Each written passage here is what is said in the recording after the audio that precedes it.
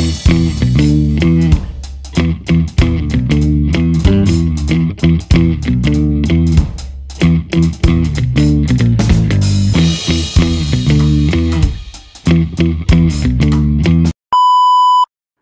everyone! Good afternoon! I'm back! It's your Mama S. So, S as in sexy. Charot! So, kamusta naman kayo mga amigo, amiga, kumare at kumpare? Sana lahat kayo ay okay na okay. So, ako, hay nako, grabe, napagod ako sa sports day namin yesterday. Pero ang saya lang nung feeling. Ang saya nung feeling kasi ang daming lalaki. Charot. Ang mga lalaki, yung mga majujonda na, alam mo yon, na parang kulang na lang, kainin na lang sila ng lupa. Charot. Anyway, pinagtyagaan ko naman sila kahapon dahil sila yung mga nakainuman ko nung gabi na. So, sa sports day namin, syempre binaha yung school namin ng bongga-bongga. So, syempre nag-ano kami ng tubig, saboy-saboy para matuyo yung floor. Ay nako, sabi ko sa iyo, sakit ng muscle ko. Nakakaloka. Tapos, ayun, sobrang pagod ko talaga yesterday. Yung pagod mo, yung ramdam mo siya sa loob ng katawan mo. Ay nako. Pero si PE teacher kasi, syempre, yung aking kabit na sobrang, ay nako, ayaw magpaawat, talagang super inom. Sabi niya, inom tayo. So, inom kami. Hindi pa na kontento sa pag-iinom namin doon sa table, ha. Gusto niya pa lumabas. So, yung lumabas, super yakad siya. Sabi niya, tara punta tayo doon. Sabi ko, sige, ikaw ang magbayad. So, yon. In fairness naman sa kanya, nasubukan ko ang kakayahan niya kung paano niya ako ililibre ng bonggang-bongga. At ayun nga, binayaran niya ang ininom namin kagabi ng bonggang-bongga. Sobrang natuwa ako kasi syempre, libre. Sikaw nung una biniro ko, sabi ko sa music teacher, sabi ko libre mo naman ako. Sabi niya, wala akong pera, so ganun. Sabi ko grabe, sobrang kuripot, ayaw magpalawal. Alam mo yon, yung ibang teacher naman, sabi ganun, huwag kang magbayad, kaming bahala. Ganon. Pero si PE teacher talaga yung nagbayad nun lahat. Oo. Kaya natuwa ako sa kanya, sobrang saludo ako sa pagkalalaki niya. At ito nga, grabe. Siyempre may mga kainuman kaming mga amoy lupang teacher. Charot. Yung mga matadanda nga na parang kung babae ako, sa totoo lang, hindi talaga ako magpapagalaw sa kanya. Hello. Hindi ko alam kung paano sila nasisikmura ng asawa nila. Charot. Yung alam mo yun, ang lakas pang lumande sa loob ng bar. Yung parang, kung ako yung babae, ay nako, kahit ba pera ka, ewan ko sa iyo. Syempre naman, gusto ko naman yung pag inalikan ako, yung parang hindi ako madidiri. Kahit sabihin pa natin ng trabaho ko ay entertainer sa bar, parang syempre siguro mamimili pa rin ako ng coke. Alam mo, naisip ko nga kagabi, nakakalungkot yung mga nagtatrabaho sa bar, no? Kasi no choice sila eh. Kasi doon sa pinuntahan namin, may mga parang entertainer na sa mga guests. So, ito namang mga manyak, sila pa yung kumuha ng babae at pinaupo talaga nila doon sa mga table nila na akala mo may ibabayad sila. Pero kung titignan mo naman yung mga bulsa naman nila, mga wala namang pera. Sabi ko, kakaloka tong mga to. As in talagang nakakaloka. Tapos ang gaganda pa ng mga girls. At ito naman mga girls na to, ewan ko paano nila nasisikmura, tabihan tong mga, ako hindi ko masikmura. Charot. So, nakakaloka talaga. Sobrang lokang-loka talaga ako sa kanila. Nasabi ko, nakakaloka naman yung mga ano na to. Grabe, tumbling ako sa kanila.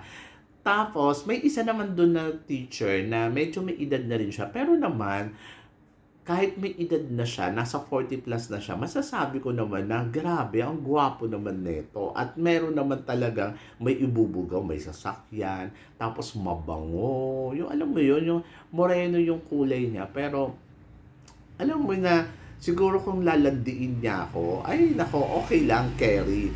Basta wag lang doon sa mga teacher na parang, alam mo yun, yung kulay na lang para silang bumangon sa hukay nila. Nakakaloka kasi, parang, ewan ko. So, yon. So, after nun, in fairness naman, ayun, medyo mabango-bango siya. At eto na nga, Diyos ko, so pinaalis na yung mga entertainer na girls doon kasi parang parang pinatanggal ni PE teacher. Hindi ko alam kung paano nila tinaboy, pero yung pinapanood ko sila parang kakaloka. Parang nagpunta kami dito para mag-enjoy, hindi parang mambabae sila. So, pinaalis. So, yung pinaalis na, pagbalik ko kasi galing toilet, wala na sila doon. So, ay, sabi ko, saya. Ako na ang bida dito. Charot. So, yun.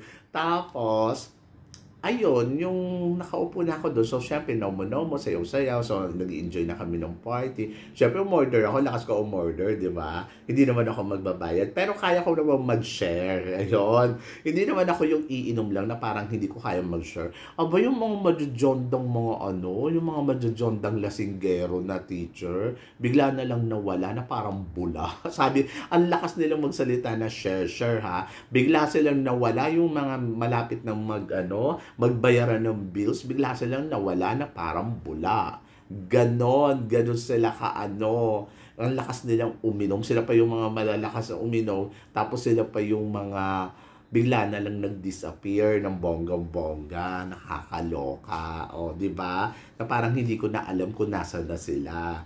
Dapat walang ganon mga Mars, di ba? Pag sinabing chip in talaga. Yung tapusin mo yung party pagkatapos magbigay ka, hindi yung parang ang lakas mo lumaklak tapos umalis ka pa, di ba? Kapal lang ng pest, charot. Naloka talaga ako sa ganong eksena. Ewan ko. Anyway, so sila naman yun, hindi naman ako. Pagkatapos, eto na. So, syempre, lasing na rin yung, feeling ko naman, hindi naman siya lasing na lasing, feeling ko lasing na siya. Yung isang teacher nga na, sabi ko, yung may itsura. Aba! Yung nakasalubong kasi, syempre, lumilipat-lipat ako ng upuan. Aba, panay ang yakap. At grabe, yung hinahalikan niya yun dito, nararamdaman ko. Sabi ko, ano ba? Nakikiliti ako, ganun yung drama ko. Tapos sabi ko, tapos ayaw niyang tumigil. Tapos talagang hinihintay niyang hawakan yung, alam mo yung hinahawakan niya yung yung nagpe-flirt na siya sa madaling salita. Oo, yung sabi ko, hala si kuya, mukhang Elia, ganon, ang drama ko. Sabi ko, naloka ako kay kuya, masyadong agresibo, as in talaga. Tapos ito naman si PE teacher, syempre pasimple, pero nakikita yung ginagawa nung So ako naman, malandi. Syempre, natutuwa naman ako sa ginagawa niya. Syempre, gusto ko din, pero nandoon ako na, syempre, nagko-control-controlan naman tayo sa mga actions natin. Hanggang sa sinabi ko nga sa kanya, sabi ko, ano ka ba? Sabi ko, masyado kang agresibo. Sabi ko, ano ka, kumalma ka. Sabi ko, ganon. Kasi syempre, sasabihin mo in the nice way, hindi naman yung kailangan yung iiwasan mo. Pero kung gusto mo rin magpalagdi ka lang, di ba? Pero kasi syempre, nandoon na natutuwa ako sa ginagawa niya sa akin. Pero, yung syempre may delikadesa pa rin tayo. Diyos ko, baka sa susunod na araw makikita mo yun sa eskwelahan mo, o di ba parang ano ba, nagkatikiman kayong dalawa, nakakaloka, hindi ko kaya yun, charot. So yun, so sinabihan ko siya, nagtatype ako sa phone ko, tapos pinapabasa ko sa kanya, tapos ang sinabi ko sa kanya, you have to be kalmado lang. Sabi ko kasi syempre, sabi ko, may asawa ka na ba? Syempre parang gusto ko malaman kung may asawa ba o wala. Sabi niya, meron daw. Sabi ko, gagawin mo pa akong kabit. Tapos sabi ko, may anak ka ba? Sabi niya, meron daw. Sabi ko, my gosh, ang landi mo talaga. Ganun yung drama ko. Tapos sabi ko sa kanya, syempre isipin natin yung mga iniisip nila sa atin, kung ano yung mga actions natin. Kasi syempre, di ba, nakikita nila yung mga galawan natin. Sabi ko, hindi naman maganda. Baka mamaya mapag-chismisan tayo ng bonggang-bongga. Sabi ko sa kanya, so para maiwasan natin ang chismis, sabi ko sa kanya, umaksyon tayo ng tama. Ganon! In the nice way talaga. Tapos sabi ko sa kanya,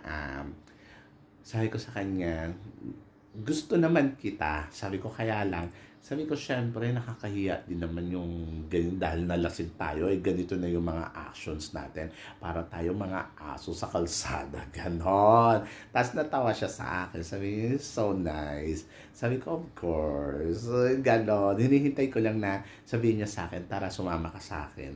Sabi niya, ako maghahatid sa'yo. Gusto ko ganon. Kaso hindi niya ginawa. Siguro nahihiya din siya, saka binabakuran din kasi ako ng mga co-teacher ko. Kaya hindi ko na rin inasam, di ba? So, better luck next time. So, ang tanong, magkikita pa ba kami? Isip-isip ko siguro, maybe, baka. Di ba? So, good luck. So, tingnan natin. Abangan ang mga susunod na kabanata. Charot. So, ako naman, para sa akin, siguro lasing lang si Kuya, kaya ganun ka-Elia. And then, wag na rin tayo mag-take advantage. So, next time na lang kapag may, charot. Anyway, so, have to be careful sa mga actions, no? So, kasi hindi natin alam kung ano yung mga iniisip nila.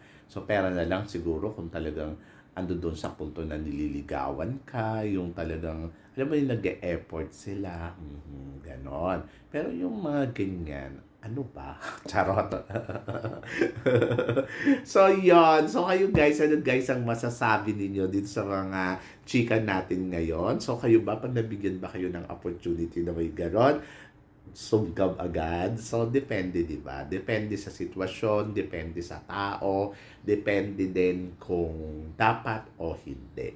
So, yan. Kasi hindi sa lahat ng oras na nagbibigay ng motibo sa'yo, parang kailangan, gusto ko naman yung magbibigay siya ng motibo, yung medyo parang dumaan siya sa sistema na, alam mo yun, yung parang nagsimula sa may ligawan konti. Hindi yung parang kang kinalabit tapos tara go, ganon. Dapat walang ganong mga Mars, di ba?